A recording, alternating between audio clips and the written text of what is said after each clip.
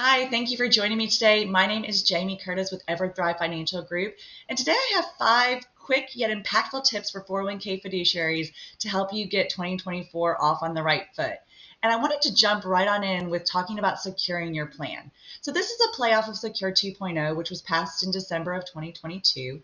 We've already seen some significant changes occur through 2023, but in 2024, what we're encouraging our clients to really be thoughtful about is getting comfortable counting those long-term part-time employees. So in the original Secure that passed in 2018, there was a mandate that said if you have somebody who works 500 hours a year for at least 3 consecutive years, you must allow that part-time employee to come into the 401k plan.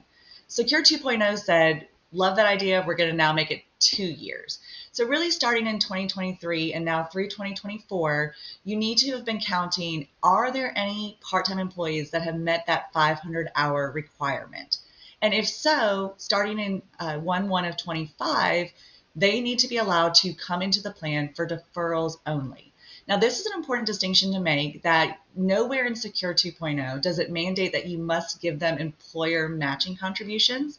So this will be a fiduciary level decision that you'll have to say, are we going to offer our company match to these long-term part-time employees, or are we only going to allow them to defer? A lot of the clients we work with have said, yes, we're going to match because it's fair. We feel like it's what we need to do. And it's also going to be easier for us to keep track of giving everybody the match. But you do not have to. So this is, again, something we're encouraging clients to think about going forward is, are these long-term part-time employees going to receive company match? Another important thing to keep in mind is that the years do have to be consecutive.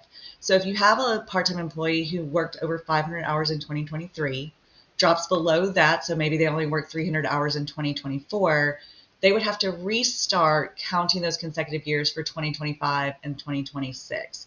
So this is, again, something that you need to work closely with your payroll providers, your internal checks and balances to make sure you have a very good record of who are these long-term part-time employees. Another theme for 2024 is just getting comfortable with Roth. So Roth was definitely a theme for the Secure 2.0. And what we're doing this year is really preparing our clients to think about, are we ready to offer the Roth catch-up provision? Do we need to remove catch-ups altogether if we don't want to offer Roth?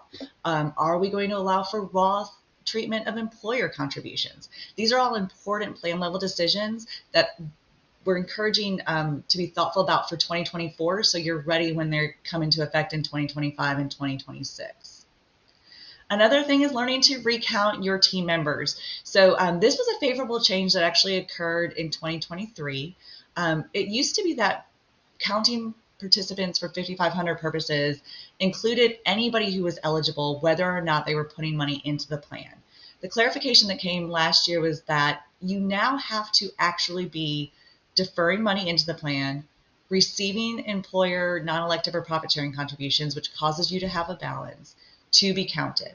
Now, do keep in mind this is going to be active employees or terminated with a balance, but it did eliminate folks who are eligible with no balance. So that's a positive change, and why that is important is that once your plan reaches 120 participants with a balance, you are now considered a large plan filer, which means that you must include a limited scope audit with your 5,500s.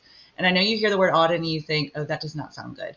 But a limited scope audit is an elective audit that you hire a qualified auditor to conduct for your plan, but it is required for large plan filers. So we do encourage you to be really thoughtful about how you're counting participants and work with your third-party administrator to make sure you have that number correct. And that leads me into keeping in touch with terminated participants. So another positive change that came out of Secure 2.0 was the threshold for forcibly removing terminated participants out of your 401k plan increased from $5,000 to $7,000. So what this means is if you have somebody who terminates employment, has a balance in the plan, after you take the appropriate steps to notify that former team member of their options, if they do not take action, you may forcibly remove that balance out of the 401k into an IRA. And why that's so important is that you retain a fiduciary responsibility to participants, whether or not they are actively employed with your company or if they have terminated. So it is really in the best interest of your plan, you as a fiduciary, and of that former employee to get those monies moved into an IRA. Another big consideration is that losing contact with terminated participants is an audit trigger. And there was a study released by Quicken in July of 2023 that said that unaccounted for 401k balances made up $1.35 trillion in July of 23. And that was about 20% of all 401k balances. So you can understand with that large sum of money, that's problematic for a couple reasons. One, that if you are a person with unaccounted for 401k money, you're not taking advantage of it. So you're not able to use it for retirement. You're not able to access that money, and that hurts you in the long run. The other big consideration is that if 401k money is not distributed, it is not taxed. So you can understand that the federal government has a big interest in making sure that those monies are reacquainted with their rightful owners so that that money can be distributed and ultimately taxed. Number 4 tip is document, document, document. Now this one is close to my heart because our team does a lot of this for our clients.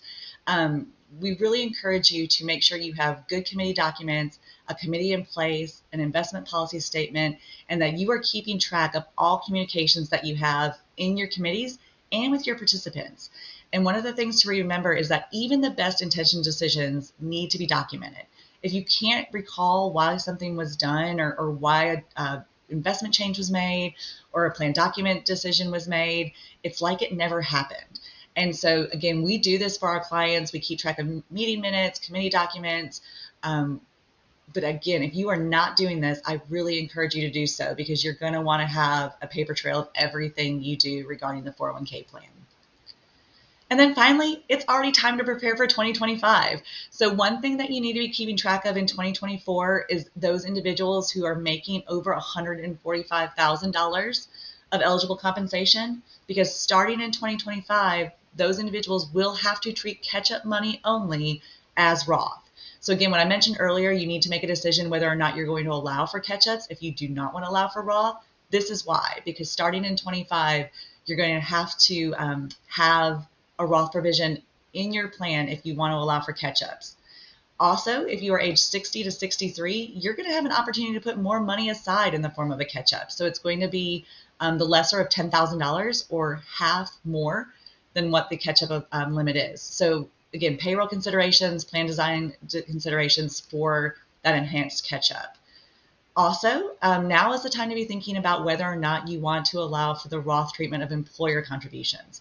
This is an elective decision, so you don't have to do this, but we are already hearing a lot of buzz about this, and I'm actually going to release another video that gives you more details about the thought process behind allowing for the Roth treatment of employer contributions and what you need to consider.